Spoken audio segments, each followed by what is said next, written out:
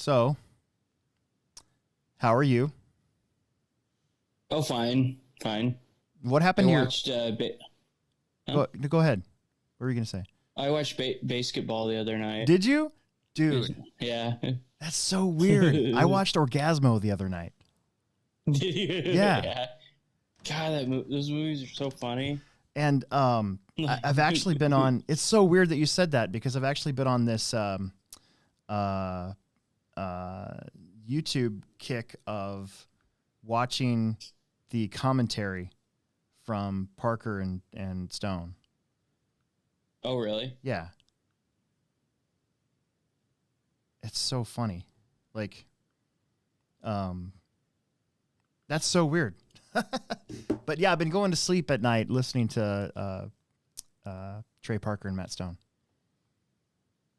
Huh. I Like their audio commentary Yeah. of South Park or Yeah. Orgasmo? South Park. Hmm. So there's a guy Yeah. on here. I wonder if I could find it in my library. I'll share it with everybody. Oh my gosh, I keep hitting the wrong button on my phone. I'm so bad at that. You know how when you know where things at in your phone, but you're in the wrong part of the screen? Yeah. That's what I've been doing. I hit that. Where's it at? Okay. There's one called Cartman Bruh, which has got the audio. Cartman, bruh. Cartman Bruh. Yeah. I think that's the one I was watching. There's another one too, but it's not coming up. So those are the one. It's Cartman Bruh. And it's just the audio because otherwise I'm sure they'd get like a copyright infringement or whatever. Mm-hmm. So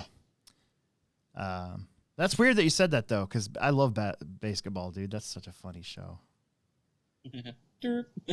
I love all the with Jennifer what's her name from Singles, the game show, McCarthy. How they had her doing like subtle reference, the innuendos. Yeah, like putting the carpet in and like waxing the floor. And like she got all the chrome off of that trailer hitch. Yeah. Yep. It's like, do you want me to start working on this one?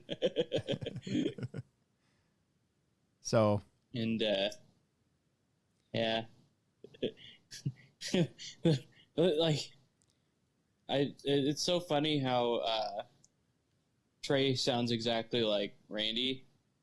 Yeah. Oh yeah. Like like the whole time. Like he just can't help but hear Randy's voice like the whole time. And he's driving that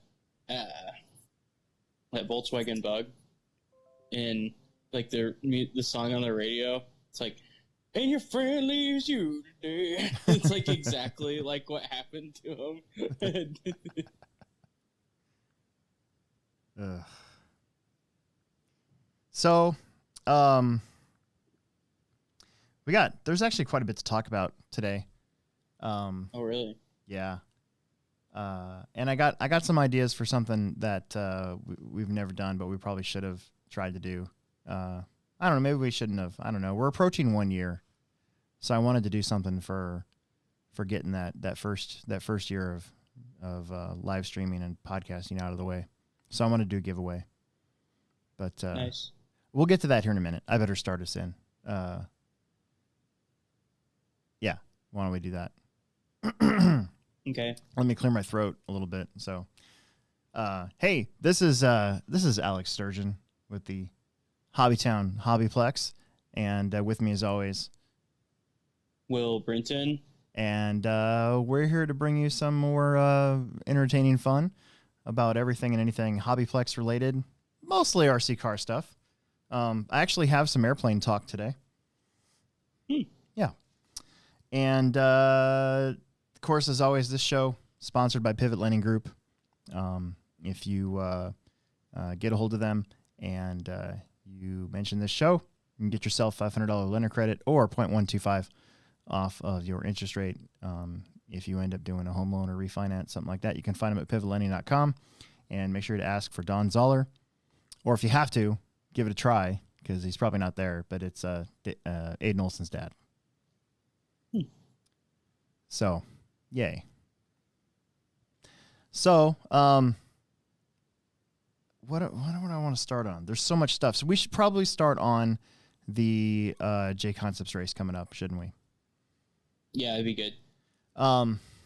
Let me bring it up real fast because this is a big deal. We had been kind of talking about it for a while and kind of nonchalantly sort of saying, hey, we're probably going to have this race.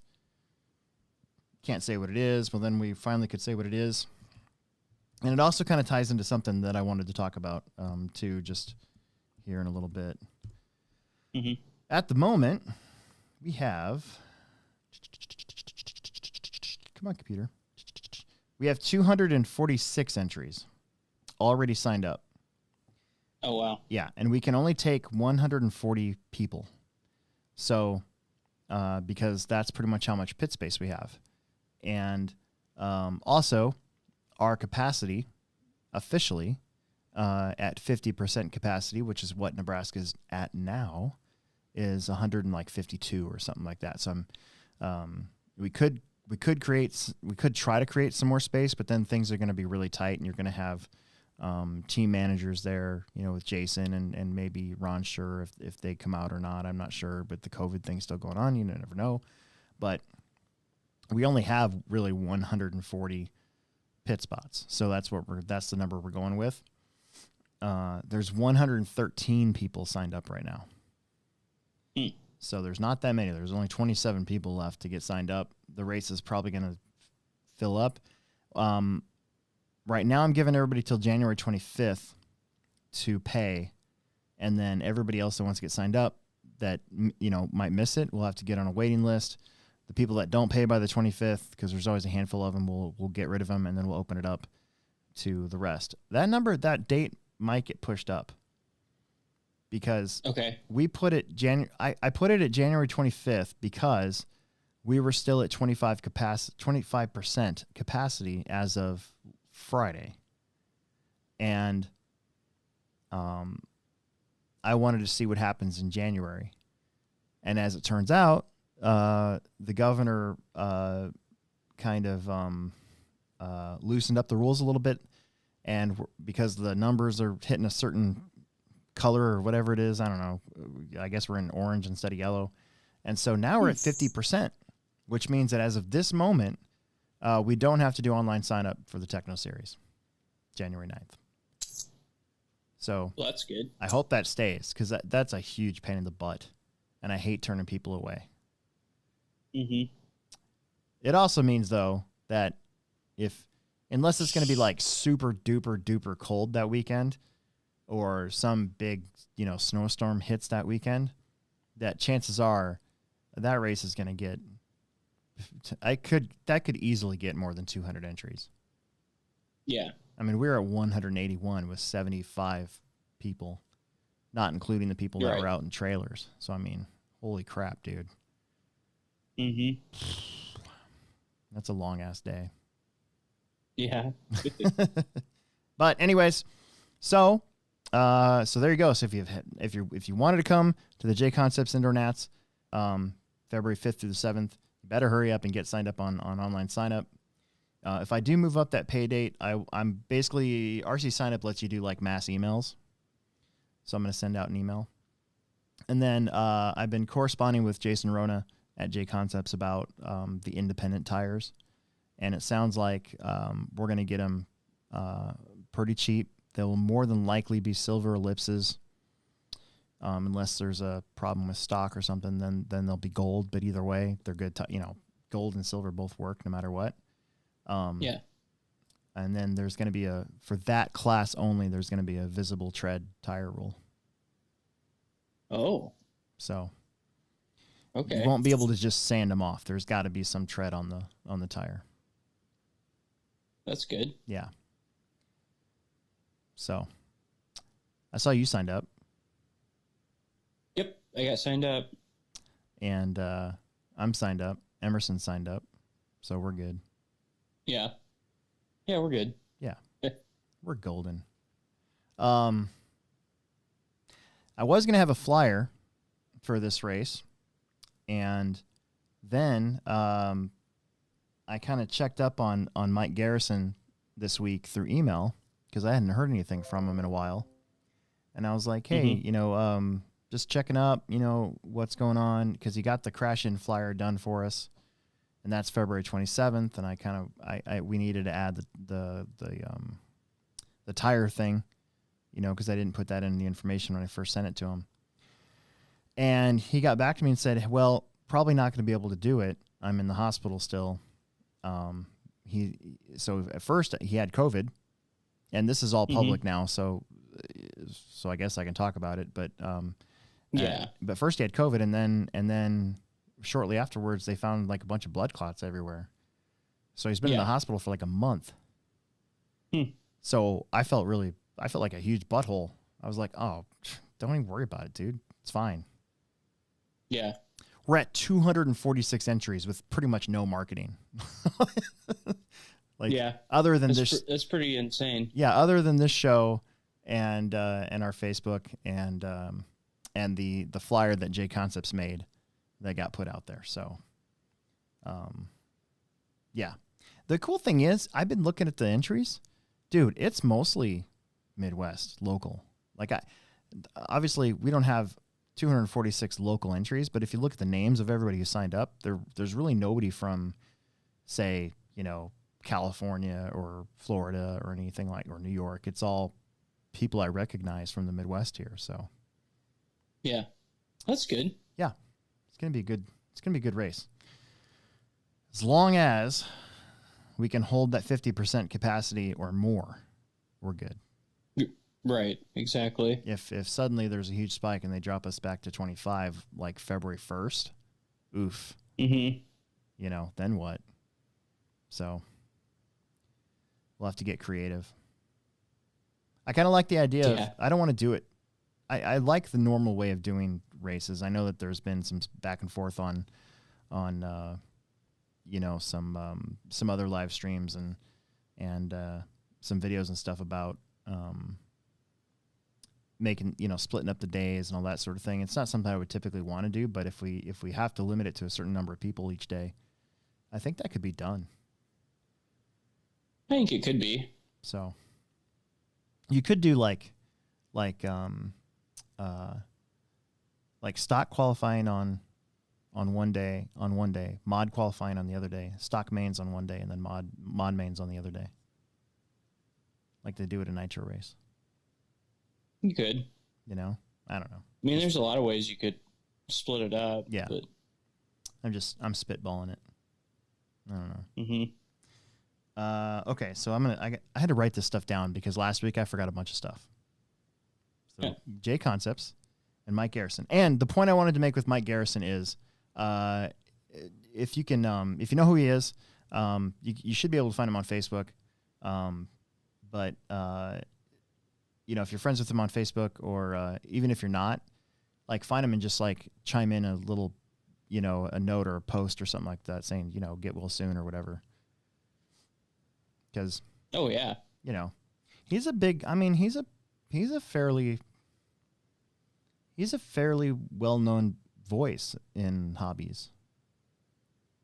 Yeah, no, he's definitely a figurehead. I mean, he announces races. He promotes his own races mostly at Fastlane.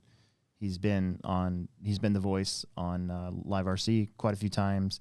He's the voice that you hear on the Come Race With Me or Come Race With Us. Yeah, Come Race With Us from Corey Drakenberg, which is very good YouTube content for especially when you're working on your stuff.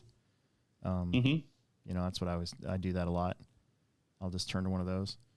So, and then he's come drive with us. Yeah. Sorry. Yeah. And then also obviously Boom RC. It was his company. He sold it, but he still works for that company to basically provide stickers and stuff like that. So, I mean, oof. Sounds like he's getting better, but still though, that would suck to be put out for a month like that or more. Yeah.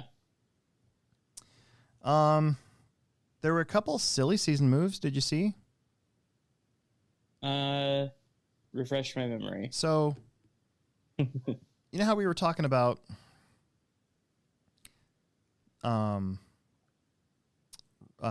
geez. What's his name? Jeez. Oh, jeez. Dude. I'm such a dope when it comes to this stuff. Let me do it this way. I'm at a stall. Oh, there. Tyler Jones. How we were like, I can't see him leaving a Gamma. Well, he just left a Gamma. Where did he go? He hasn't said yet. Oh, okay. But I saw he left a Gamma, but yeah, he did announce that he was leaving a Gamma and a Gamma and Nemo Racing. So that's kind of weird. It's a lot of success there, and he seems like he'd be their top driver now, with Ryan Lutz not there either. yeah, I don't know. That's kind of weird.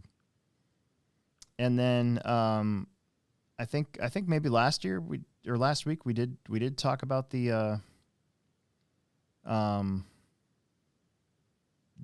Joe Pillars thing. Yeah. So Yep, we did. And then I talked to Riley at Filbert this weekend. He was up. He raced on Saturday, and then he kind of hung out on Sunday. And I straight up asked him, like, "What's going on at Yokomo?" Because he's a Yokomo driver, and he said he's been talking to people in Japanese, like he's basically like he's been talking to Yokomo, but it's all been in Japanese, so it's like it's using a translator. That's gonna be tough.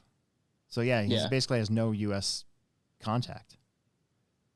Oh, really? How strange would that be? Yeah, wasn't there? I don't remember who Barry Baker was driving for, but like he had to like translate all of his emails from this company he was driving for. Yeah, and the company like went under or something, or they dropped him, and he translated it, and it just says, "We cannot pay you," or something like that. Oh no! There was a rip cast with him explaining it. I always thought that was a pretty good story. That would be great.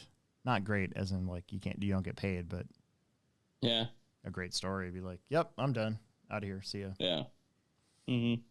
We just got a super chat. No question. It's Jason Haley. He just dropped $1.99, and he wants to thanks for the pro tip on the driver's stand on Friday. And so what he's talking about is on Friday they put mod and stock guys together in one heat just to save marshals. I do the same thing. I don't run Fridays. I let Trevor run Fridays, and to save a heat, save a little bit of time, and also get us some corner marshals. There was 3 mod guys, Mitchell, Tom, and me, and then there was 3 stock guys. It was Jason. I can't remember the other 2 guys that were there racing stock. I should, but I can't remember. Anyways, I'm up on the driver's stand, and I hear out of my ear next to me, it's Jason. I hear the click of letting go of the steering wheel. Right? Ding, ding. Yeah. And I'm like, oh, you're one of those guys. Okay. I'm like, you need to mentally, like, because people do that without even knowing they're doing it.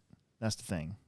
And then and there's another guy, Mike Greiner, told me he was frustrated after the last techno race, and he was like, I know I'm a better driver than this, and I don't get why my car drives the way it does.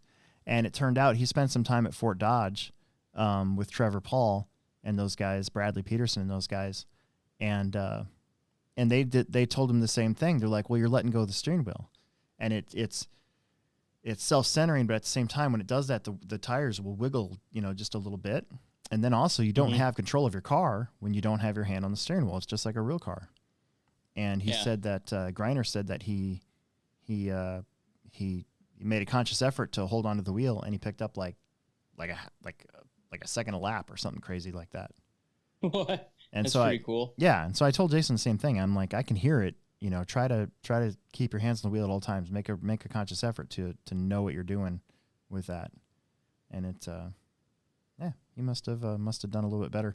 The other thing too, there's just some subtle things on the driver's stand that you can see, like slouchers. Mm-hmm. You know what I'm talking about? Like people who like slouch, like or like super relaxed and slouch over the driver's stand. Yeah. They usually don't drive very well.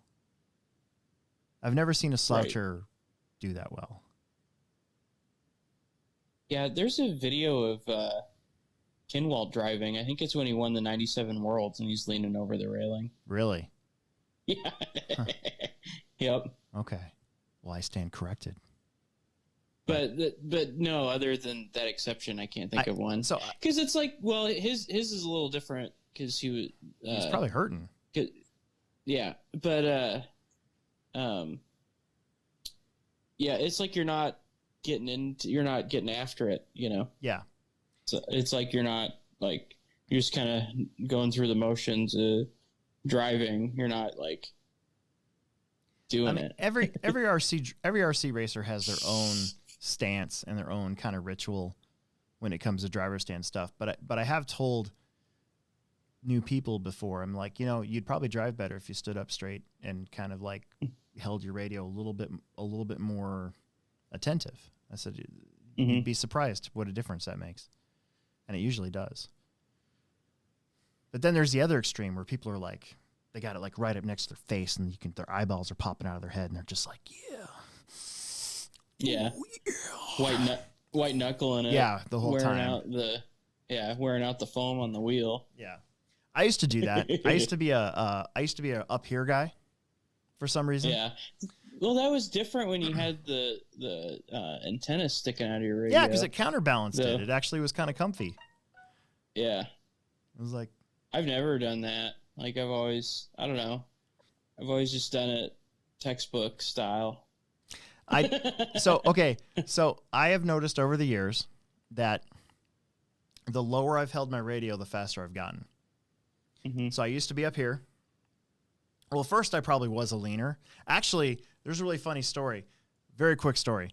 By the way, this probably won't be a huge race results podcast because we got a lot of stuff to go over, but this gets me into this part. Okay, so when I was, it had to be 92, 91, 92, and I had my Magnum Junior with the gigantic long antenna sticking up. I used to be a wandery guy. I used to wander, really? Right? So I'd follow where the car was going. And it was at Marbles Hobby Supply in Des Moines. And it was on an old school, blown out, dusty dirt track. And it was actually a really cool layout. They had this wooden crossover. So your car would disappear for a split second, then pop up out of nowhere. And you'd have to, I remember you'd had to turn to the right really hard.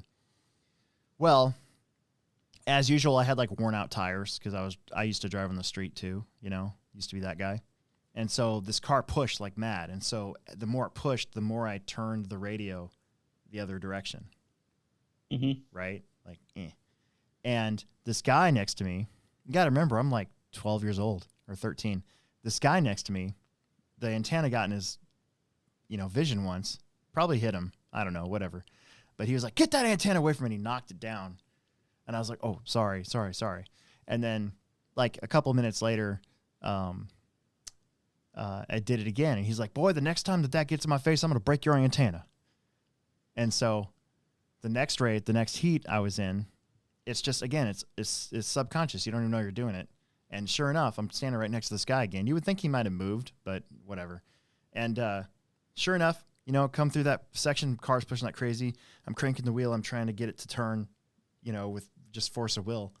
And the antenna goes in the guy and he goes, I told you. And he took and he snapped my antenna in half. And my dad just happened to be there. That was, normally he would drop me off and then come back later. But for some reason, I think it was a trophy race actually.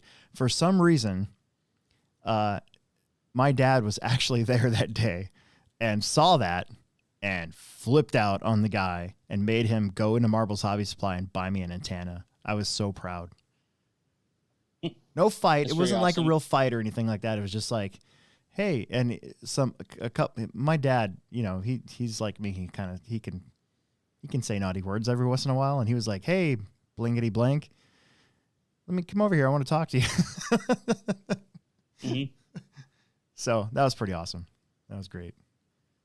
Anyways, Yeah. so there's lots of subtle little things that you can do, and if you're aware of it, you know, you can Do I do ever better. do anything funny on the driver's stand or weird rituals that I don't know I do? I don't think so. Yeah. I think you like to kind of adjust your hat a little bit every once in a while, and I wiggle my butt before the race. Yeah. You know. Oh, and then I do notice now that when I'm really into it and I can really see what I'm doing, you know, I'm really focused on what I'm doing, I bite my bottom lip Oh, really? the whole time. So my bottom, usually if I'm doing really good at a race, by the time I come off the stand, my bottom lip is numb. I started doing I that. don't do that. What? Probably the pre-race ritual that I noticed somebody does all the time, and I chuckle a little bit every single time, is David Albrico. When you're going up on the stand with him, and right before the race, Yeah. he's holding his radio, and he takes his hands out, and he goes like, Yeah. Yep. "Ow, it like hurts my wrist, Dude. So But he does it like super hard and loud. For and some it's reason, awesome. yeah, for some reason I saw him doing that, and I started doing that a little bit too. Back when we were racing together a lot, and I can't do that now because I have this like thing on my wrist and it hurts. I actually just hurt my wrist trying to do it. But it's like a snappy noise Yes. from his fingers hitting. Dude, it's hard. It does it hard too. Yeah. That's probably the one that I remember the most. Jason It's Haley said that you wiggle your butt. Who does?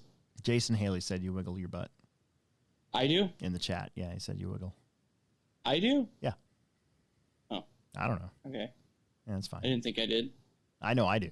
Right before the race, I do that, and then I'm. I don't think settled. I do. I have a sweet spot on my belly too that I hold my radio's got to sit in. That's why I have to. So like at certain tracks, if the railings are really high, I'm out. Count me out for the race. Yeah. I can't stand. I can't hold my radio any higher than where my belly's at because there's a little sweet spot where I like to rest my radio at. Mark Z, he holds his radio like, you know, the original dude. square box ones. He holds it right here on his belly and drives like And this. he like sticks his, It's his awesome. thing out. Yeah. Yep. That's pretty funny. Yeah. That's why I like our driver stand. Yeah. It's big and you can see down there. Mm-hmm. I don't know. I think that was about it for silly season. I didn't see anything else that really stood out other than you got your thing, didn't you, from Associated? Yep, I signed my contract for another year. And how many years is that now for you? This is 9, Oh man, I think. Working on 10. that's awesome. Next year it'll be 10. Yeah, that's sweet. Yeah, That's totally sweet. almost a decade. Yeah. Time's fun when you're having flies. Yep. Hold on. I just got a text from my wife.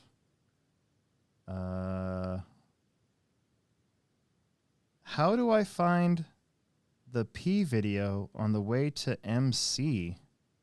Send me the link? E-video. What the heck is she talking about? P video? What is MC? I don't even know what MC is. Hold on a second. MCP video. Yeah, hold on a second. Let me get that going. Say that again. I like how the show just comes to an abrupt halt. Say that again. You should call her. Yeah, I should call her and like put the mic up to the thing and we have a discussion. Remember when I did that at the track one time? God, that was funny. Yeah. I like doing that. He's like, you don't have me on speakerphone in front of Will, do you? and you're like, no. She's like, you tell your friends everything. And I'm like, not really. Mostly just Will, but yeah, not really, not everybody. And then I like have a conversation with her over the mic on the track in front of everybody. Yeah. After wreck on interstate, the video you took of me. Oh, she's talking about Myrtle Beach. Oh, peeing? In the cup. Peeing in the cup. you videoed that? Well, I didn't video the peeing in the cup. That would have been really. It to a certain hub. Woo! That would have been weird. The video of the video you took of me after we turned off the interstate to go backwards. Oh, okay. Well, whatever. I'll worry about that later. Yeah. Yeah. I didn't video my wife peeing in the cup. I just videoed the aftermath of the peeing in the cup and tried to embarrass my wife. We did a Facebook Live. It was really funny. Hilarious. Yeah, it was hilarious.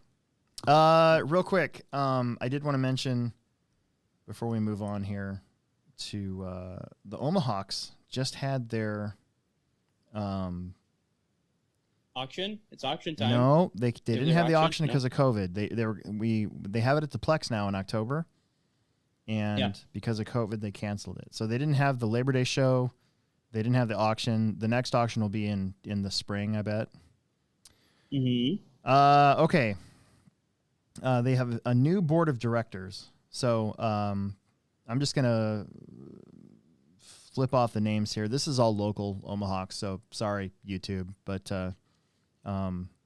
the president is Luke Hughes. Now, Luke Hughes came and did a show with us. We were talking about the Omahawks, and we were talking about some other stuff like the drone regulations and everything. I think it was like our fifth show or something like that. It was very early. Yeah. Yeah.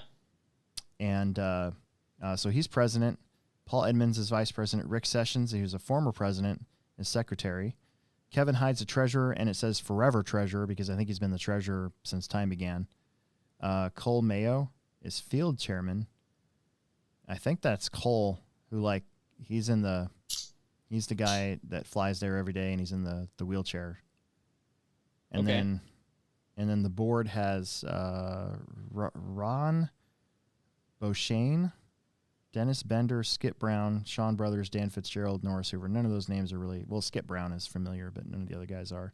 The thing is, for airplane guys, unless there's a few of them, I'm mostly a face guy. If I see him at the field and I've seen him at the HobbyPlex before, I'm I just don't know a lot of these guys by name, other than the main guys, Luke and Rick and Kevin and Cole. Sure. Anyways, that was just a little bit of news from the Omahawks guys. I just wanted to mention it. Does kind of fit in the RC news criteria.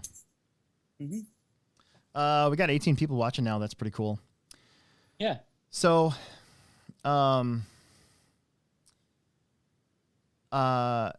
wanted to do something really cool because we're gonna do a show tonight that the edited version will be out on Friday.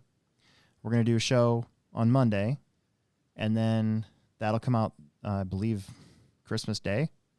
Shoot, what is Friday? Is Friday the day after Christmas or Christmas Day? I think Christmas is on a Thursday. Okay, so it'd be the day after Christmas. All right. I think so. And then we're not going to do a show on the 28th. We're going to take that week off because it's a holiday, and we don't need to do a show. Plus, there's nothing going on at the Plex other than freaking working. So yeah. So I believe the day after Christmas. No, I think Christmas is on a Friday because I'm pretty sure this year the day after Christmas is a Saturday. Is it? Yeah, so Friday is Christmas Day. Oh, is it really? Yes, and that means that Saturday is the day after Christmas. Now, I dread this every 4 years, okay? Because because normally the day after Christmas historically has been our busiest day of the year at the HobbyPlex. Now, that's been rivaled the last 2 years. Black Friday, actually, believe it or not. Our Black Fridays used to not be that big of a deal up until about 2 years ago. And then all of a sudden, Black Friday's actually been one of our busier days of the year. But normally, the day after Christmas is our busiest day of the year. That's why some of these tracks that I've gone to, there was a store in Phoenix, Arizona when I went there for the Nitro Challenge. And when they told me they closed from Christmas Day to New Year's, I was like, what?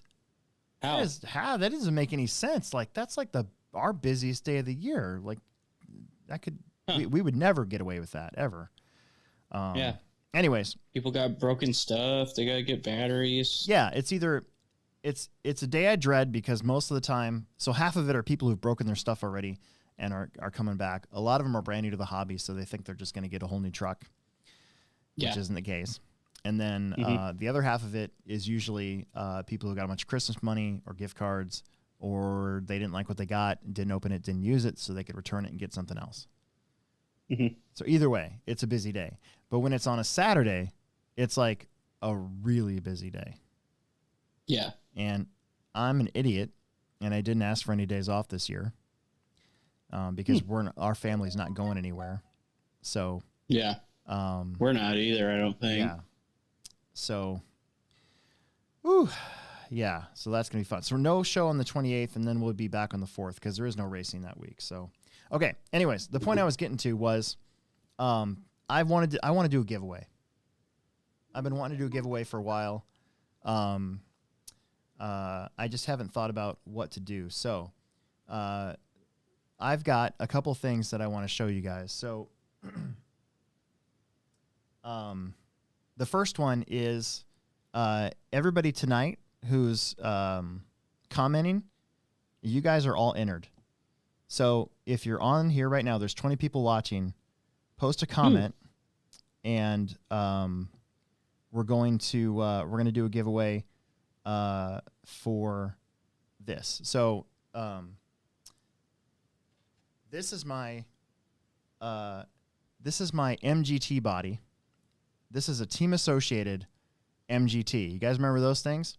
So we used to race those back in the day in the RC Pro Series, and I've had this body since like when 2002 or 2003. There's literally still to this day Pleasant Hill, Missouri dirt on this truck because I only raced this truck one time, and this is the body for it. So what I want to do is I want to do a couple different giveaways. The first one is the comments tonight. So if you're here, make sure you let me know, and then we'll do a drawing. I don't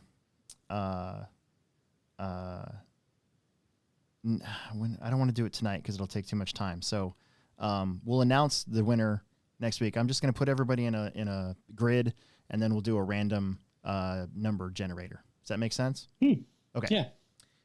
And so there you go. I remember the Monster GT. Yeah, this thing is freaking sweet, dude. I've had this body, and of course you can't use it now because it doesn't really fit in anything. But it's a super awesome Ken McKinney paint job. So, actually, no, it's, you know what? This could be a Matt Liebman paint job because of that era. And this is I don't know. Maybe Kenny did paint this. I don't know. We'll figure it out. Okay, yeah. And then. I want to do another one for subscribers. So the HobbyPlex Show YouTube channel at this moment has, let me bring it up, 1,963 subscribers. So we're really close to 2,000 subscribers. So if you're watching this show and you're not subscribed, subscribe, because basically the next... Is that 47 or 37? So the next 37 subscribers will be entered to win this. And this is a TQ plaque from myself from the first J-Concept Spring Nats that we ever held at the HobbyPlex. And it's going to be, Will and I are both going to sign it. And so if you're not subscribed to this channel, you should be. So subscribe, and basically starting today. So there's 37 spots, and then tell your friends also if you're not subscribed to get subscribed. Okay, so this one will last until we get 2,000 subscribers. So it could be could be a little while, could be not a little while. We'll find out. Yeah, tell your friends.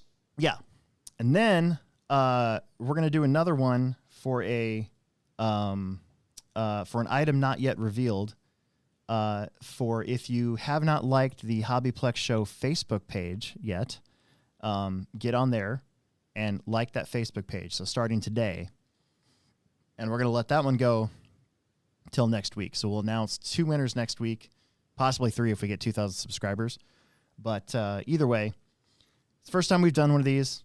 I'm new to it, so if I suck at it, I'm sorry. But we have some stuff from Tom Rinternecht that he's gonna donate to the show for a giveaway. So that'll be the Facebook one. So we got 3. We got tonight, subscribers, and then Facebook. That'd be cool. Yeah. I wonder if I have a body. Well, I probably have a body or something. Yeah. That I could send out. So essentially, we're celebrating the fact that we've been doing the show for almost a year now. So the first Monday of January will be 1 year exactly. Cool. And the HobbyPlex Show YouTube channel's been around for almost 3 years now. It feels like maybe 2, Man, maybe I 3. don't know. It feels like 3. Yeah, it feels like 3. So, yeah, I think so. Because I started it, I think in October, maybe of 2017, maybe as a way just to get stuff in our store out, and then it's kind of gone from there. So I need to do some more how-tos. I was thinking about that on Sunday. I want to do some more how-tos. So we'll keep mentioning that tonight. But basically, if you're in the chat, we'll lock you in, and we'll draw the winner next week. Not tonight, because I want to get to questions too. So if you have a question for us, most of the stuff's going to be answered at the end. We're going to get through race results really quick because we did have a really good weekend of racing. Yeah. Let me get to the right spot. Actually, hold on a second before we get there. I got to open. Wait, do we have pivot? Oh yeah, what is our pivot tonight? Pivot's 4:45, I believe. 4:45. You want to take that now? Probably, I think we Will's do got to now. pee. I bet you Will's got to pee. Let's do that. Yeah, I have to pee. Okay. All right. So here's a quick mention of our sponsor, and we'll be right back. we'll be right back. From our sponsors. And I'm here David Olson. We're here to visit with you today about utilizing your mortgage equity for investment opportunities. Yeah, this is a great time. Within the last 60 days, or probably 90 days, 60 to 90 days, the market's rebounding, but there's still opportunities out in the market. So we just wanted to touch base on leveraging your equity that you currently have in your house. Yeah, so with the rates as low as they are right now, you can take the equity out of your home and you can use that to invest into the market, and you can actually make a larger return on your money there than what it's costing you in an interest rate for your mortgage. The other advantages are when you pull your money out of your investments, obviously everyone's investments have taken a hit right now. You're depleting what's already been depleted, and then you're taking a tax hit on the money that you're pulling out of your investments. When you do a cash out refinance on your homes, there's no tax hit on that money. And again, rates are so ridiculously low right now. You can invest that money into some safer investments and rebuild your investment portfolio, and then make more interest than what it's costing you for the money. That's a good point. My wife and I actually did this in 2015. We pulled some equity out and purchased Apple stock at like $75. And I think I checked yesterday and Apple was at 300, or, and it goes up and down, and they're cash flush, but yeah, it worked out really well. So that return on investment, like you're saying, I mean, is, threefold of fourfold of what the cost was. And that was the first time I've ever done anything like that. But we had enough equity that we're sitting on it. And at the time, the real estate market was starting to come around. One of the dads on the baseball team was a certified financial analyst. So we would always go back and forth and talk about the different investment opportunities. And he was just a big fan of Apple at the time, and I just winged it. But yeah, so we killed it on that Apple purchase. So you've got some good ideas there for sure. A lot of people don't think about the fact when they look at their investment portfolio, your home is usually one of your biggest investments. You've got, people are, pay off the mortgage, pay off the mortgage, pay off the mortgage. Well, now you've got, 150, 200, 300 or more.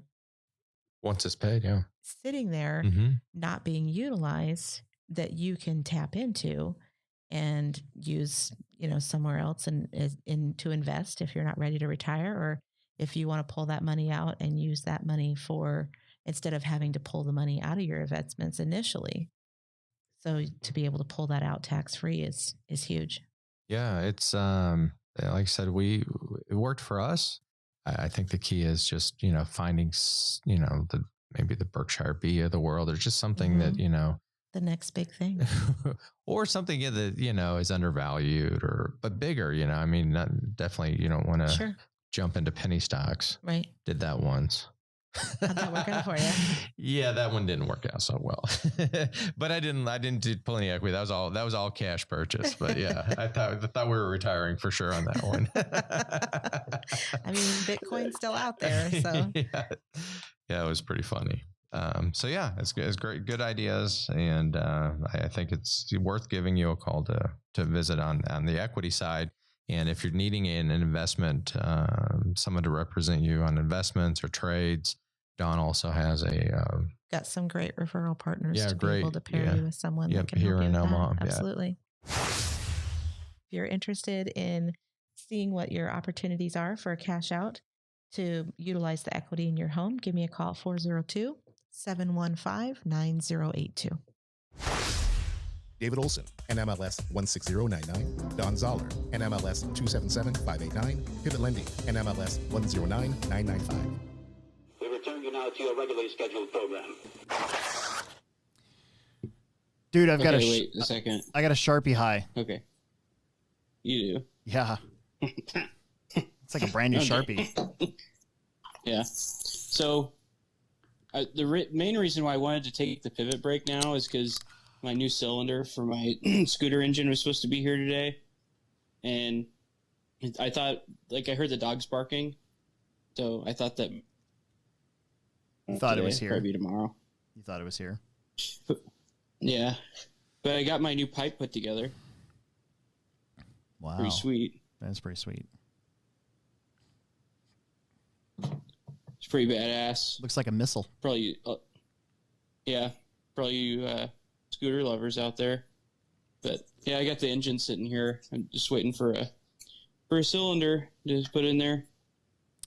But anyway, that's the reason why I wanted to do that. Oh, okay. But I got that bike sitting here, right behind me. Nice.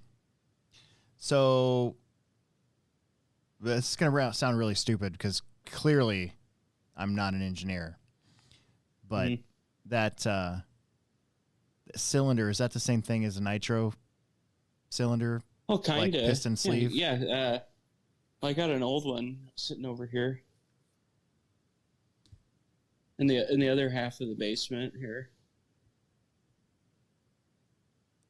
So, this is the one that I had in it. And yeah. There's probably nothing wrong with this one, but the one that I'm getting makes more power. Oh, sweet. See if I can.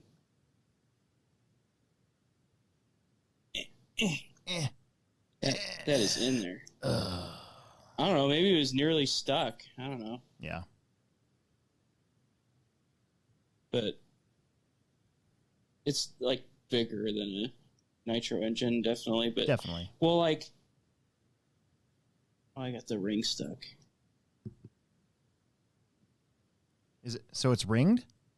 I know what that means. Yeah, I think this one has a ring in it, and that's the piston and everything. It has this thrush bearing or this roller bearing that's in there. Totally. And that goes in the connecting rod. But I put a new crank in it. But yeah, this is the old cylinder, and it has that skirt on the bottom of it, and it seats into the crankcase like that, so you can run all kinds of different cylinders or whatever, people think are better. But I don't know. I got this one that's the company's top performances, and Scooter Swap Shop, the place that I get my scooter stuff, they didn't carry it. There's this other place in Canada that had it, and I asked them if they could order it, and they ordered it for me. But the place in Canada... Oh. He lost his audio. Will. Yeah, his audio's out completely. We can't hear your audio.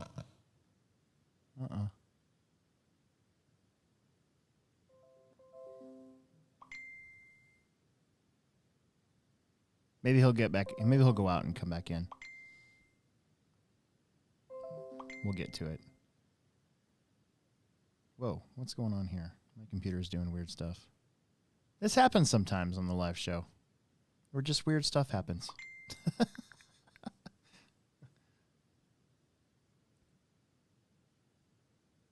Yeah, maybe his mic got bored. I don't know.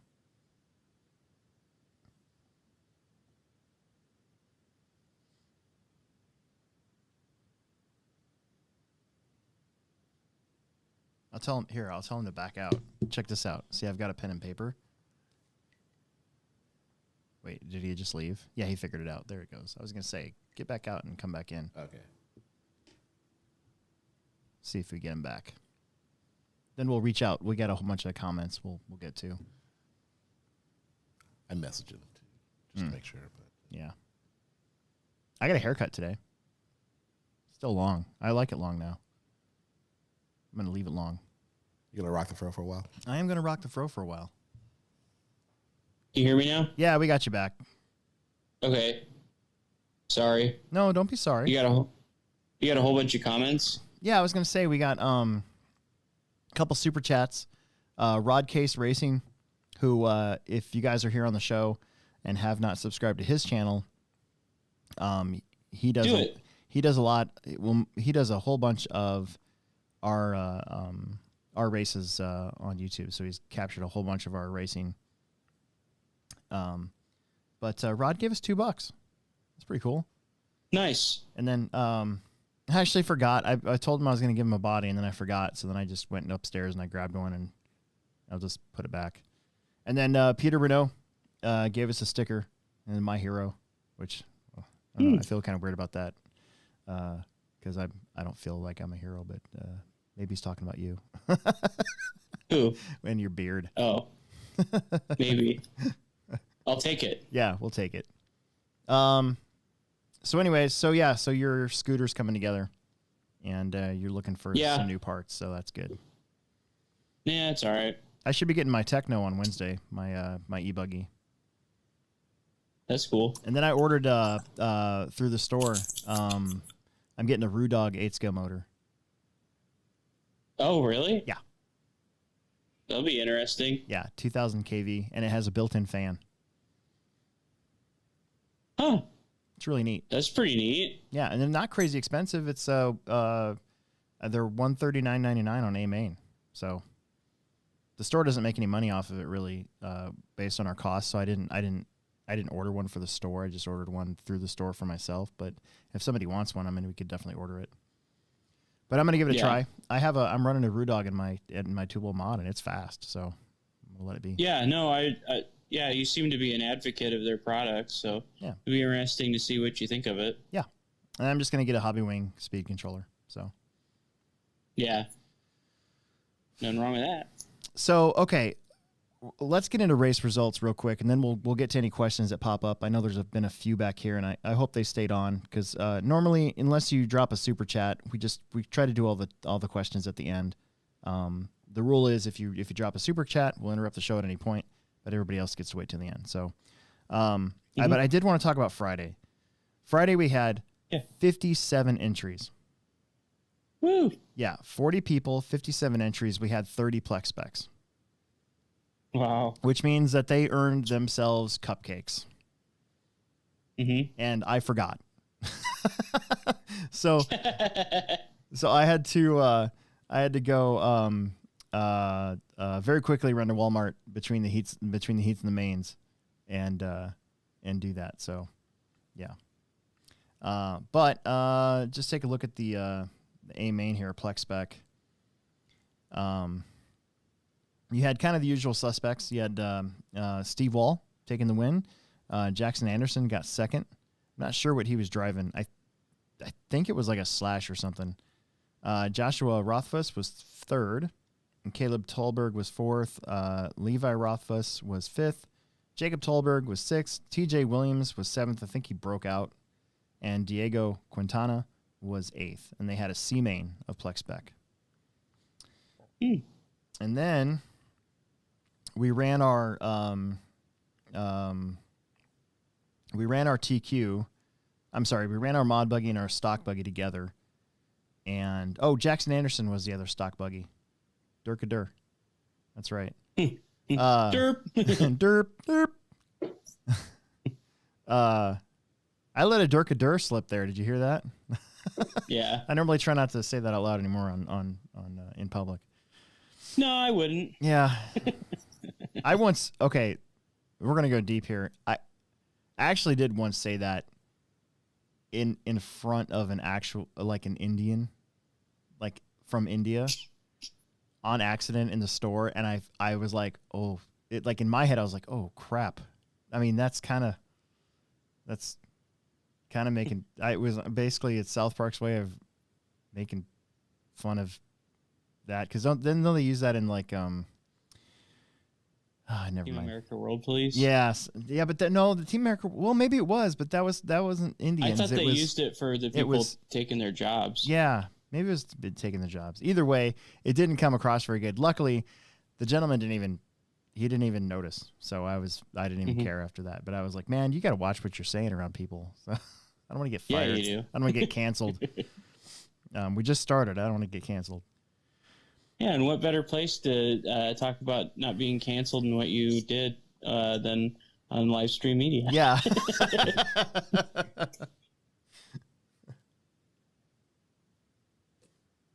All right, so we ran mod buggy and stock buggy together.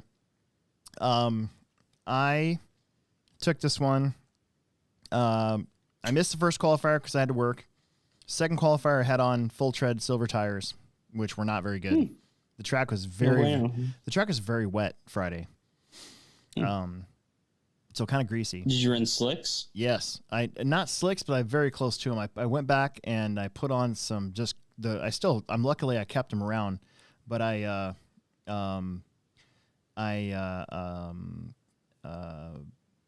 slapped on some really worn out, clapped out tires and they actually work really good. Car pushed a little bit because I left the fronts on, but I dealt with it. It was fine. It actually was kind of easy to drive. Just finished the second ahead of Mitchell Pavel.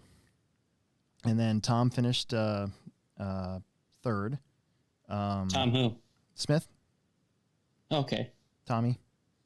It's weird here seeing Thomas Smith on the thing. I'm not used to calling Tommy Thomas. It's not in my nature to call Tommy Thomas. I just be like calling Rinderneck instead of Tom Rinderneck, it's Thomas Rinderneck. I don't know. And then Jason Haley got a 10 at 6:04, and he beat Jackson Anderson, who looks like broke out. I can't remember what he did, but he did something. So there you go. No. Mitchell was leading most of this race, and then he did what Mitchell does a lot, and that's crash a lot at the end of the race. I don't know what it is with him. He's just got to get in a whole. He's just got to get in a whole 6 minutes without crashing. He'd do awesome. So. Yeah, he does. Oh, that's right. Jackson dumped. I forgot about that. That's right. Oh. Then after this was Mini Truggy, and I had mine out, and man, it was awesome. Tommy and I were actually having a pretty good battle. He was running his 4-wheel mod, and I was running my Mini Truggy. But the Mini Truggy can just get through those bumpy sections just a little bit better than a regular 4-wheel mod can. So I ended up taking the win. Ronnie and Jesse both didn't start. So so that was that. I think they both broke their stuff before the main started. I just like driving that Mini Truggy though. It's so fun. You can just hammer it and it'll just do whatever you want. Then we had someday I'll have one. Then we had Electric Buggy, and Jackson Anderson took the win in this one. This is 8-scale buggy. Took the win in this one. Nick Pavel and Ronnie Went and Bill Stenich didn't start. Steve Wall finished in front of Jesse. Jesse had a wheel blowout. I was marshaling and I saw his foam flinging out of his wheel. So bummer. Yeah. And then in Pro 4, and this had eight drivers. Steve Wall, Joshua Rothfuss, Levi Rothfuss, Jacob Tolberg, Paxton, Stenesh, Steve Eichler, Jonas Tolberg, and Matthew Tolberg rounded out the whole thing. This could almost be like Plex Spec, not pro, but like it's kind of funny. A lot of the same guys that race Plex Spec race this class, this Pro 4 class. It's not a typical Techno short course truck. It's like slash 4x4s and Centons and stuff, and a Rustler 4x4. I saw one driving out there.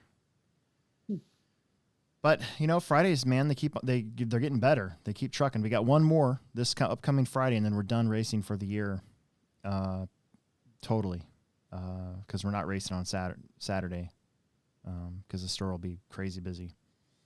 So that'll end what should be a nightmare 2020, but for us, on the racing side of things, it's not really been a nightmare at all. It's been really good. Yeah. Carpet, we'll do this really quick. We had 70 entries.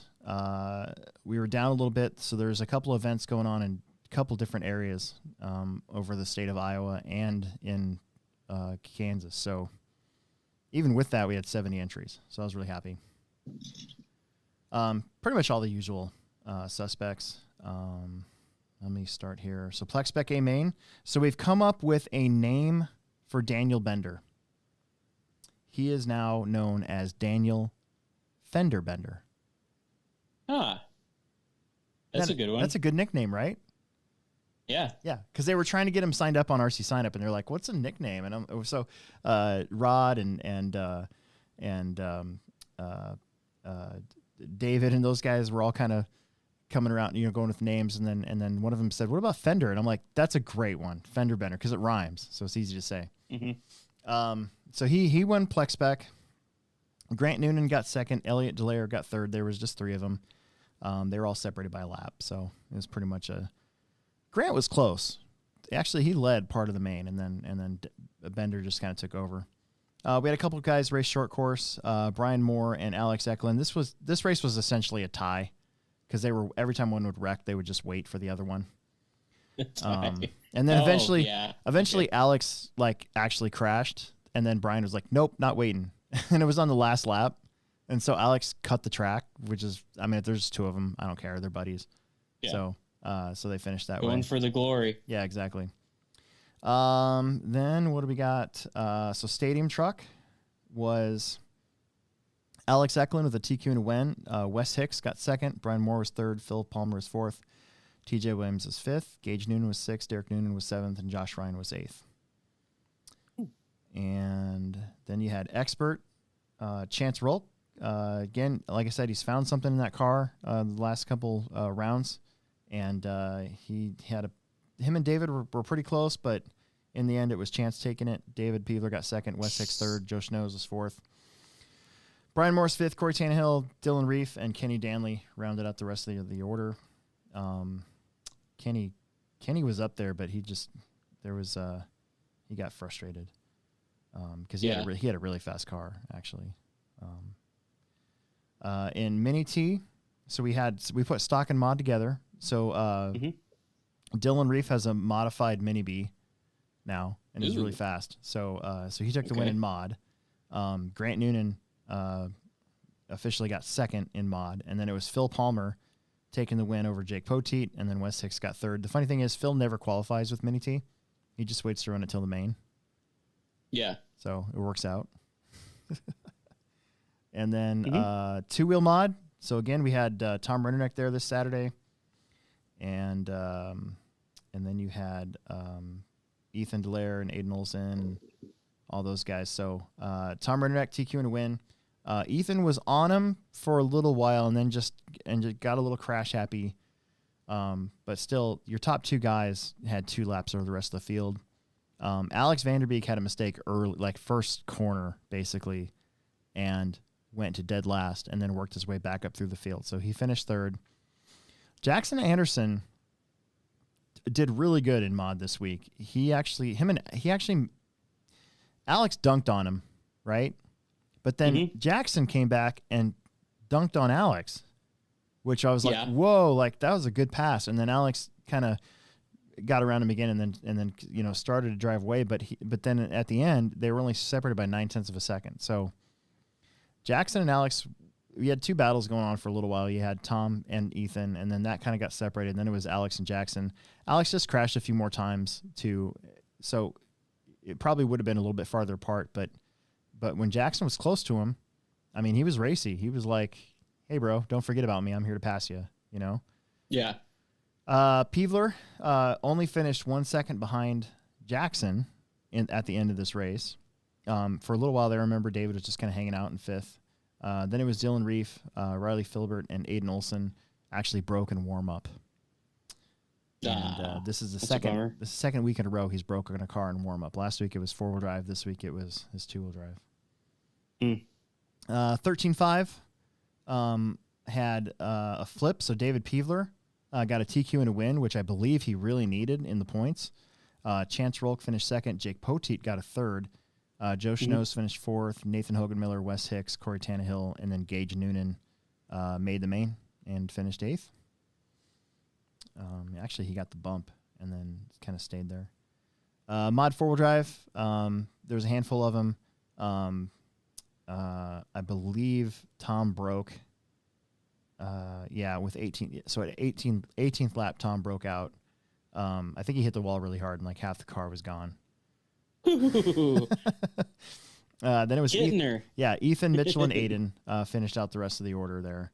And again, Mitchell and Aiden, they're always, for some reason, close together, no matter what race it is. No matter if it's 8 scale, mini T, you name it. And then independent buggy, Kenny Danley just whooped everybody for the most part. Dylan Reef only finished. It's a lot closer than it was. Dylan Reef was your fourth qualifier, found something in the main, kind of battled with most of the field until the very, very end. So it was actually closer than it says on it. Was actually farther apart than it says on here, but Dylan did. I mean, he's just trying. He made a big push at the end of the race. And then a little ways back was Jake Poteet, Nathan Hogan-Miller, then Joe Schnoes, Jana Peevler, Derek Noonan, and Phil Palmer. So that was your mains. We got one more week of points racing on January 2nd. I think Plex Specs figured out. I think Independent Buggy, 13.5, and Expert Buggy are the three that are really wide open. And then Mod Tubal, I think it depends on if Tom Rennerneck shows up or not. If it's going to be him or Ethan for the win in that one. And then I won Stadium Truck last time, so I don't have to run anymore. That's always nice. Yeah, exactly. The truck's already been sold. Yet? I did. I made money on it. Yeah. It was great. I bought it for $175. I sold the tires for $40. It sold on eBay for Hold on. Wait. It gets better. I sold it on eBay last week for $240. So sold the tires. I did. They're brand new tires. Sold them. They were good dirt tires. And then really quick, and then we'll get into questions. There's a couple on here, but I want to go over the Winter Series really fast. So this one, I don't know what's going on. The first round we had 60 plus, and now all of a sudden the last two rounds we've only had 40. So it's 43 entries. Pretty much all local guys. There really wasn't anybody from out of state or anything that came this time either. So maybe it's the COVID thing. I don't know. For what? On-road. Oh, on-road? Yeah. Like probably COVID related. Yeah, we didn't have any of the Iowa guys this time for sure. And the Kansas City guys haven't come up once this year. So it could have been the weather. That's true. Yeah, it was. Iowa got hammered. Yeah, they did. I forgot about that. You're totally right about that. But it was Sunday. I mean, it was kind of already done. I don't know. It doesn't matter. Nah, it doesn't. Okay, they started off with USGT, so I get to talk about myself, which is always great. So I did race this weekend, Friday night and then Sunday, and got a TQ and a win. Dennis Reardon finished second. Tony Cook was third. Jason Rieger was fourth. Mitchell Pava was fifth. Ken McKinney was sixth. Jaden Rieger was seventh, and Mason Ebner was eighth. So there was 8 USGT cars. I saw the points, and it shows Ken McKinney in the lead, but I don't think Tim's put any drops yet because I've got a second, a first, a TQ and a win, and a TQ and a win. Yeah. And I don't think there was any drops listed yet, so I don't know. He does things a little bit differently. Yeah. Than I do. TCS Specs. So these are your TTO2s on-road cars, and they're they can only run Tamiya hop-ups, Tamiya tires, and then 21.5 locked end bill motors for brushless. Actually, I think they have to run the Reedy motor, if I'm not mistaken. I believe you're correct. Yes. Jim Hungate took the win. Mark Ebner was second. So TQ in a win, actually, for Jim. Ben Seidlich was third. Barry Eveland was fourth. Tom Quinn Inslee was fifth. Brenton Rieger was sixth. Ben Chapluski was seventh. And Lance Chapluski was eighth. And Ron Chapluski didn't start. He might have busted his car, maybe in warm-up. So you had nine of them. So 1/3 of the race were Chapluskis. Vintage Trans Am. So Tony Cook back to the top. Remember, I've talked about this in the past, but Tony's got a really good, fast vintage Trans Am car, and he's usually winning this class with. So he got a TQ and win. Dennis Reardon got another second. Mason Ebner finished third. Ben Seidlich was fourth. Barry Eveland was fifth. Chris Tyler was sixth. Looks like he broke out. And then go to Euro Truck.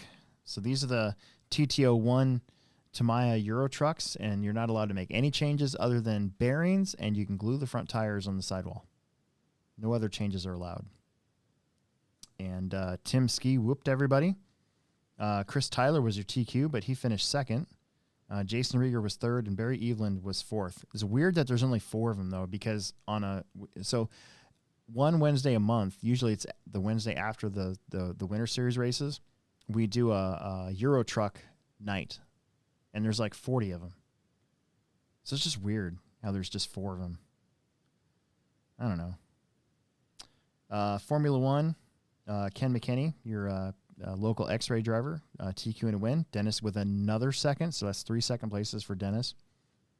Jaden Rieger finished third. Jim Hungate was fourth. Mason Ebner was fifth. Mark Ebner was sixth. And Tony Cook was seventh. He was your second qualifier. Looks like he broke out. And finally, 12 scale. There's just 5 of them. Kobe Krell was a TQ and a win. Chris Tyler got second. Mitchell Pava was third. Will Frericks was fourth. And Ryan Wheeler was fifth with a DN. Did not start. So, I don't know. Kind of a weird day on Sunday. It's just the turnout, the turnout was fine, but we'd always take more. It was just kind of more is better. Kind of bizarre. So there you go. There's your race results. And okay. We got a little bit of time. You want to talk about anything real quick before we go on to questions? Not that I can think of. All right. So going back through the chat here, Johnny S was like, Beavis and Butthead rule. That must have been when we were talking about cartoons. Markers. Yeah. Or markers. Yeah. There's an episode where I thought they were huffing markers. Was it? Yeah. I used to do a really good Beavis and Butthead. I don't know if I can do it anymore. I lost. I used to do a lot of voices when I was younger, but I don't know. I used to walk around. It's really stupid. I used to walk around doing the Cornholio thing. Yeah. I'm not gonna do it. I don't feel like I can do it now. It's like, hey, butthead, check it out. What? Check it out. That's all I can do. That's it. It's not very good. That's it. Yeah, I used to do so much better. Jason Helly said the north end of the stand was hard to see the backside of the oval. I kind of agree. The oval's just really dark right now. I don't know what to do with that. It's just dark. We're supposed to get the lights fixed, but Matt Robinson's got a real job, so. Yeah. Jeremiah Asbury says, how's the racing going? So, we just went over the race results. The HobbyPlex continues to just kind of forge ahead, and we keep getting good race days. So, what do you attribute that to this year? I mean, I have my own idea, but what do you think? Because I think it probably has to do. It was getting good even before COVID.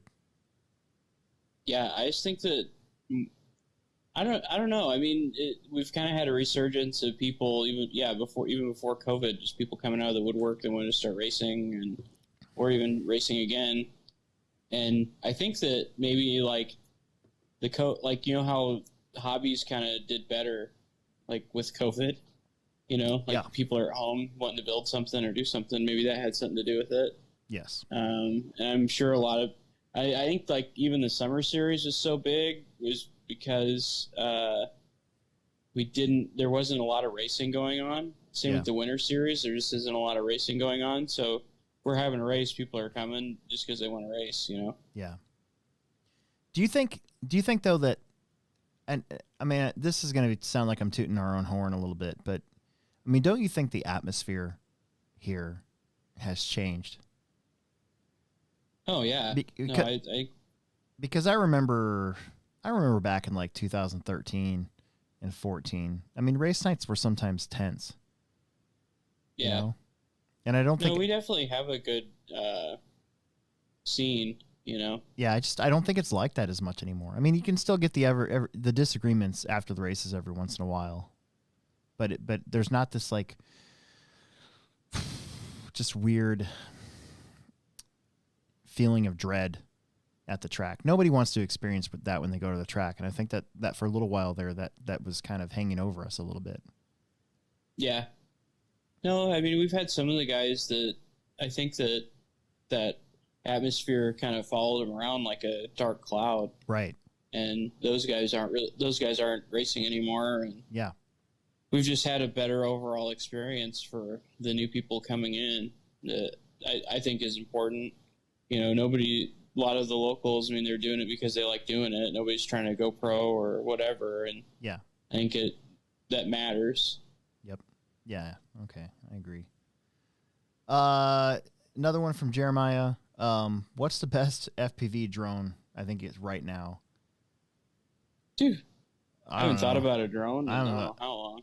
So, it depends on how much money you want to spend, but first-person view drone. The thing is most of the racer guys are building them. They buy chassis, they buy the stackable components, and they buy the motor separate, and they just build them. There's not really a good ready to. I mean, Horizon Hobby hasn't made a ready to fly FPV drone in a while. If you're talking about like a video drone, you still have to basically go with DJI, as far as I know. Yeah.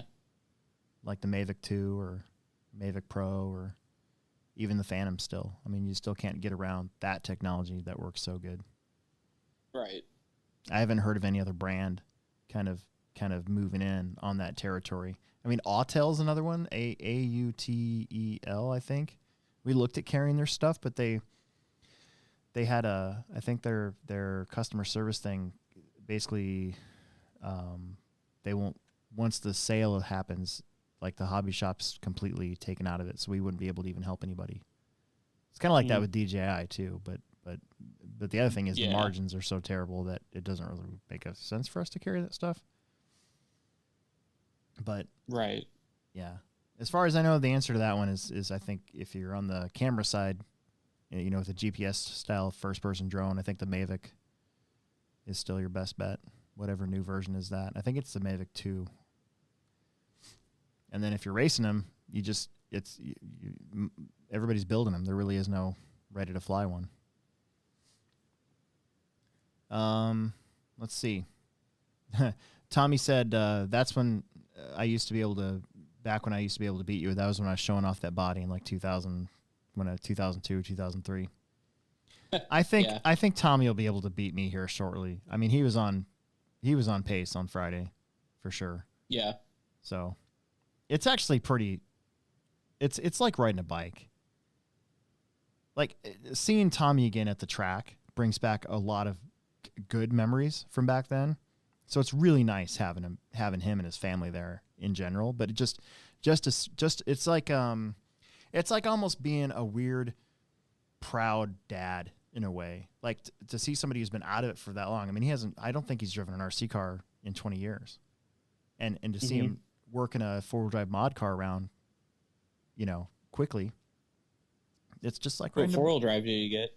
A Losi. Yeah. He's a Losi guy at heart. But it's just cool. I don't think you ever really lose that touch if you've got it. You just have to you just have to learn how to refine it. Mm-hmm. You know, which is where I usually go wrong. I'm not very good at that. Yeah, I know the feeling. Alex or Will, know of any Lexan airbrush painters? This is from Johnny S. So the guy who paints my bodies doesn't do them for the public mostly. Like And he's also my guy. He'll paint for his friends, and if he can do the body, because he's been painting my same paint scheme for probably 10 years now, and I don't want to change my paint scheme. I like it, so he can knock one of my bodies out pretty quickly. But other than that, he actually got in trouble. I think it was his wife. So I want to get Kenny on this show. Actually, I talked to him about it once. That'd be cool. But I still recommend Bob's Bodies. Anytime anybody asks me, I'd say Bob's Bodies is the one that you should really look into here in the Omaha area. What about nationally? Like, is it Probably Dark Side and or Larry Genova? Larry Genova's still doing them. Mm-hmm. And what about Bombshells? Is that in the U.S.? RC Bombshells? I don't know. There's that Bradley Fine Lines Designs. That's right. Whatever. Yeah, they do a lot of really good bodies, pro bodies. So there's 4 pretty good options for you. That turnaround time is what do you think theirs is? No idea. Because some of them you got to wait a while. I've never had anybody but Kenny paint my body. So That's true. I don't know. Yeah, and I used to have my buddy Matt paint too. I take that back. Nope. Yep. Nope. I've always just had Kenny do them. Yeah. He has a great job. So. Can you dip Lexan bodies? I've seen Lexan hydro dipped. Yeah, there's a guy doing it that isn't racing anymore. Yeah, Randy White. Yeah. Yeah. I haven't seen anybody else try it since then. That's true. Full Throttle Edit says, this is Jack. Do more videos of the Outcast jumping over buildings. You'll make more money on those videos. I don't know, dude. The house jump video has only been viewed like 1,100 times. It's not actually isn't doing that well. We need more videos with girls in them. Yeah, exactly. No doubt. So the Tamiya race video that I have, I put Courtney Day on the as the thumbnail, and I have a theory basically that says that if you have and it's proven that if you have a girl in your thumbnail, you're likely to get more clicks. That's why I took what's her name, Graham's. Oh my God, I can't forget her name. Christy. I took Christy's picture and I put it as the thumbnail on one of our techno videos, and it got like twice as many more hits than regular. Yeah, it's a proven thing. Cute girls sell likes. Yeah. My wife, by the way, will not let me take her picture and put it on YouTube. She's only been in like one YouTube video, and she was pissed at me because she was wearing her like I don't give a crap clothes. So she's like, "Why did you put that on there? I look terrible." And I'm like, nobody cares.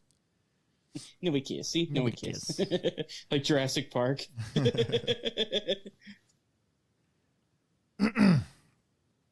Peter Renault, have you ever had to DQ someone for cutting too many corners? Well, should I tell this story? I don't know. Should we tell this? So. Should we tell? You I mean, tell it. he doesn't I will listen and giggle. He doesn't race anymore, so I mean. Oh yeah, so what the heck? Yeah, you know? It's up to you. Okay, so as a race director, it is my duty to control the race, basically, right? So if I see somebody cutting the track, I'll usually say, nope, you gotta wait. If somebody gets so sometimes you gotta use judgment, right? So my rule is if they get a bad marshal, let's say they reckon upon, and this we had to do this a lot on Tuesdays. Remember we had some low Tuesdays and it was just like you, me, and some other dude, and only like two marshals, right? Mm-hmm. So you get a long marshal. I would tell the guys, look, if it takes that long to marshal, just go find another spot to catch them up just a little bit. You still got to pay a penalty for the crash, but you shouldn't have to, basically lose a lap. Yeah, especially on a big track. So a lot of times if it's Plex spec, and it's really egregious, they need to learn. So I'll tell them, no, you got to pull over and wait, and I'll make them stop and wait. But sometimes I let some stuff go in that class, just because they're young kids. In other races, if somebody gets a bad marshal, I'll allow a certain portion of the track if I think it's fine. And I usually let the corner marshals make that judgment call. If I think it's too much, like Ethan, remember this year at the Summer Series?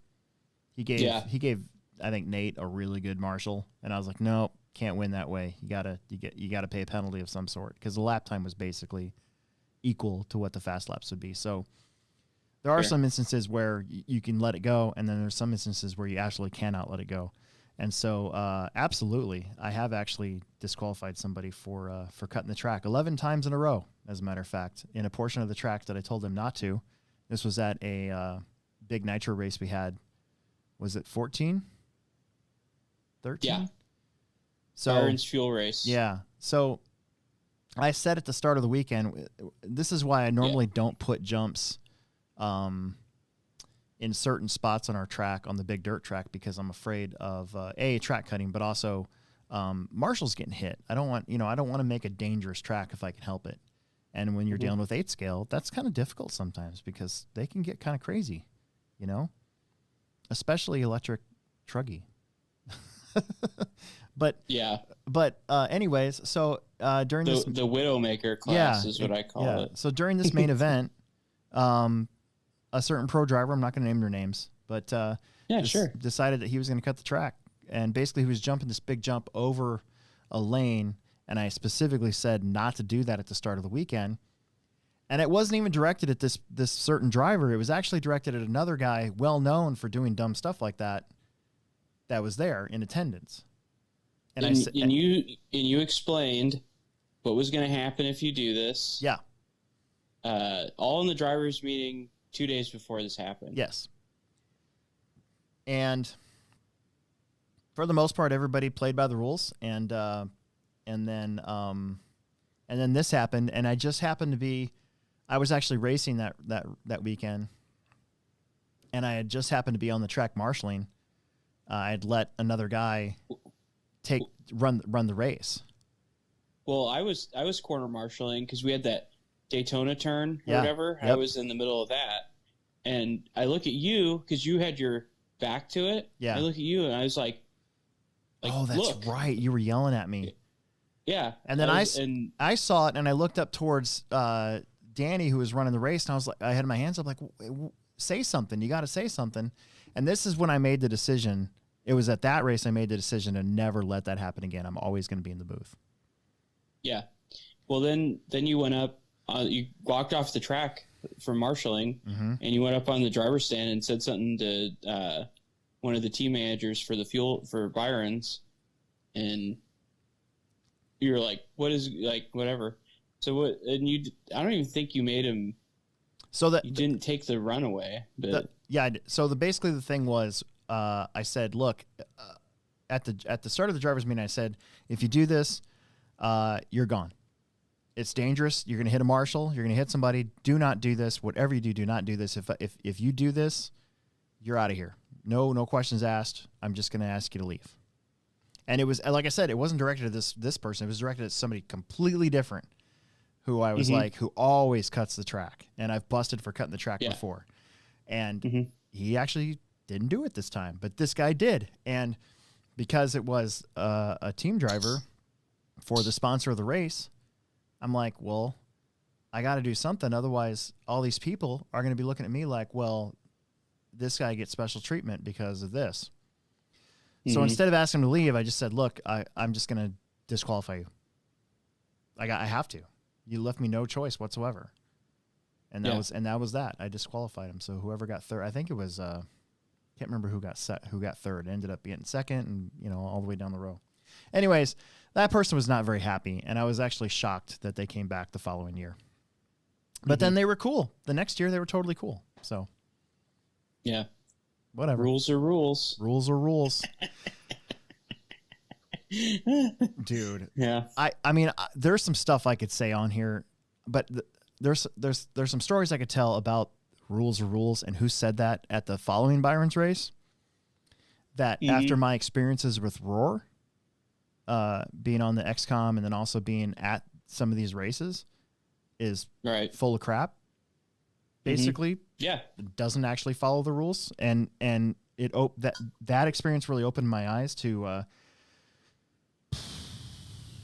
self-entitled buttholes, I guess, at certain races. So yeah, Sure. dude, boy, it's such a crazy world we live in, and it shocks me that some of these guys are able to retain their sponsors with all the stuff that they do. Not many of them. Honestly, most pro drivers that are out there now are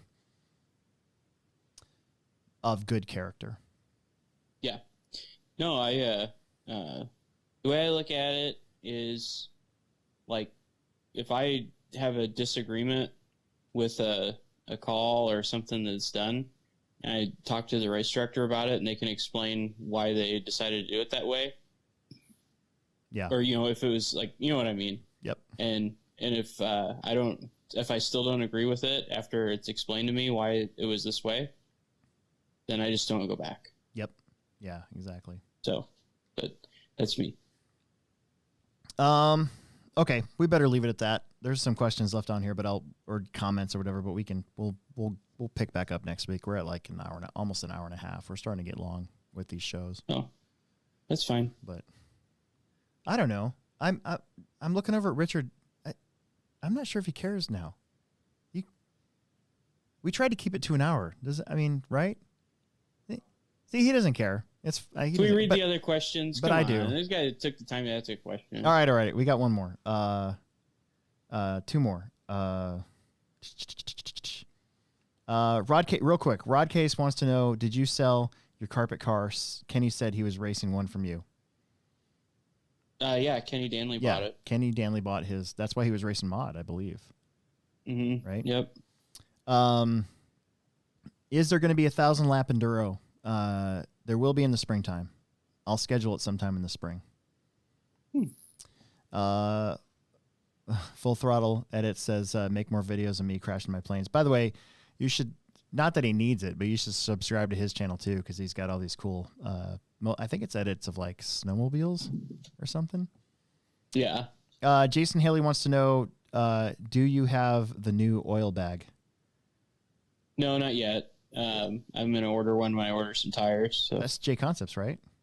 Yep. Yeah. New oil bag just came out. We actually just got in a new ProTech oil bag at the Plex that I was That's pretty cool. I was actually going to buy it, get that one. But then I saw J Concepts like a week later came out with one. I'm like, oh, well, crap. Now what? Yeah. Just get that one. Yeah, I'll get that one. I think that's it. I think that's all we got. Okay. So, all right, everybody in the comments, I will have your guys' names written down, and we will do a random number generator next week, and we'll give away this body. And then, like I said, when we get 2,000 subscribers, we'll figure out who subscribed between now and then. And then again, if you haven't liked the Facebook page yet, it's the HobbyPlex Show on Facebook. It's actually, I got it right here. It's really easy to remember, but you can also search for it too, HobbyPlex Show. But right there, like that, and all the new likes from today onward will get put in, and then I'll figure out something else to do cool for everybody, for all the subscribers or whatever. We'll figure out how to do that too. There's got to be a way to do it. Other channels do it, so we'll figure it out. We gotta come up with a cool prize. I don't know. Yeah, that's kind of a big one. Yeah, something like that. Maybe maybe we can get somebody to give us a ready to run car. Oof. Yeah, maybe. We'll figure it out. Anyways, okay. That's it. I'm gonna go. Okay. Okay. Well, we got to do our exit. It's gonna get edited because I got to do the pivot landing thing too, right? Yeah, go ahead. Yeah, dude, okay. this show's only going to be 45 minutes after we edit it. Okay, so there you go. That was another good show in the works, in the books. We're almost done with our first year. I can't believe it's been a year, and yeah. So this was great. Make sure that you guys check in with our sponsor if you're going to get a home loan or a refinance, something like that. Pivot Lending Group at pivotlending.com.